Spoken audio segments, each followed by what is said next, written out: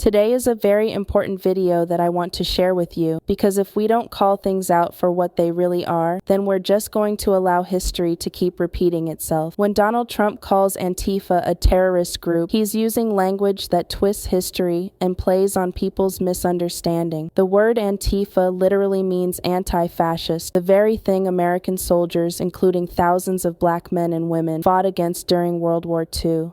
Back then, anti-fascists were the heroes of democracy. They were the ones standing up to Mussolini, to tyranny. Among them were African Americans who served bravely overseas while still facing injustice at home. They were fighting a double battle, one against fascism abroad and another against racism right here in the United States. Out of that truth came a movement that would change history, the WWII campaign, Victory Abroad and Victory at Home. The WWII campaign began in January 1942 when a young black cafeteria worker named James G. Thompson from Wichita, Kansas, wrote a letter to the Pittsburgh Courier, one of the nation's leading black newspapers. In that letter, he asked a question that cut straight to the heart of America's hypocrisy. Should I sacrifice my life to live half American? Thompson pointed out that African Americans were being called to defend freedom and democracy overseas, yet were denied those same freedoms in their own country. He called for a double victory.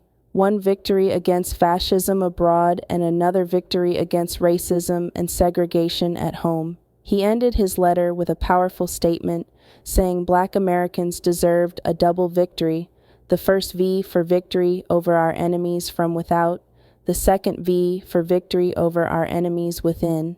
The Pittsburgh Courier published his words, and the message spread like wildfire. The WWII became more than just a slogan. It was a symbol. You could see it on buttons, posters, and banners at rallies across the nation. It gave hope and pride to millions of Black Americans who believed that true patriotism meant fighting for democracy both on foreign soil and right here at home. The campaign exposed a hard truth. How could a nation preach liberty abroad while practicing segregation at home? That question became a spark for a larger fire, one that helped ignite the civil rights movement of the 1950s and 1960s. And then came people like Jackie Robinson, carried that same spirit forward. Robinson served in the U.S. Army during the war and was court-martialed and later acquitted for refusing to move to the back of a segregated bus. That act of quiet defiance was the same courage that would later break Major League Baseball's color barrier in 1947. His success wasn't just a victory in sports. It was the home front victory the WWII campaign had called for, triumph over racial barriers and a powerful step toward equality in America.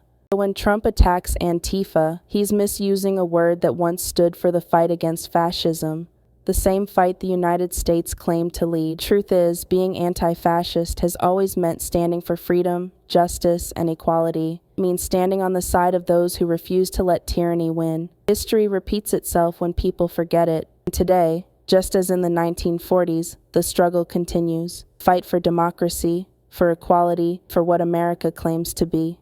During World War II, African Americans faced a painful contradiction. They were called to defend democracy overseas while being denied equality in their own country. Out of this injustice emerged the powerful WWII campaign, which stood for Victory Abroad and Victory at Home. It symbolized the demand for freedom not only from fascist enemies across the ocean, but also from racism, segregation, and discrimination within the United States, becoming one of the most important milestones in the long struggle for civil rights. The campaign began in January 1942, just weeks after the U.S. entered the war, when a 26-year-old black cafeteria worker named James G. Thompson from Wichita, Kansas, wrote a letter to the Pittsburgh Courier, one of the nation's leading African American newspapers. In his letter, Thompson asked, "Should I sacrifice my life to live half American?" He pointed out that African Americans were expected to fight for democracy abroad, even though they were denied those same rights at home, and he proposed the idea of a double victory, one victory over fascism overseas and another over racism in the United States. The Courier published his letter and turned it into a national campaign that captured the frustration and determination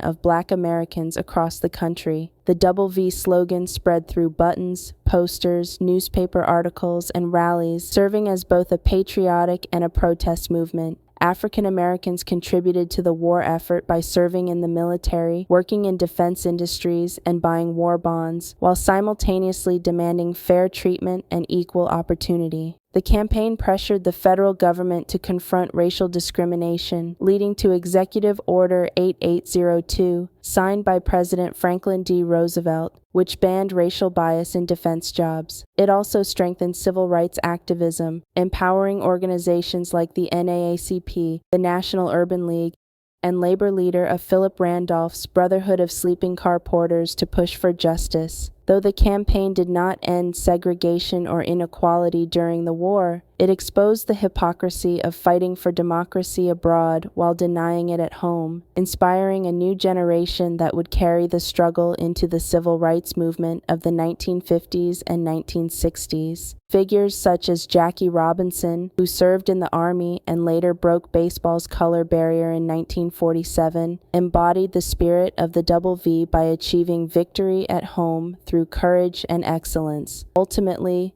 the Double V campaign was far more than a wartime slogan. It was a defining moment in American democracy that proved patriotism and protest could coexist. Its call for a double victory against fascism overseas and racism at home continues to resonate today, reminding us that the fight for equality is not limited to one era, but is an ongoing struggle that defines the true meaning of freedom and justice for all.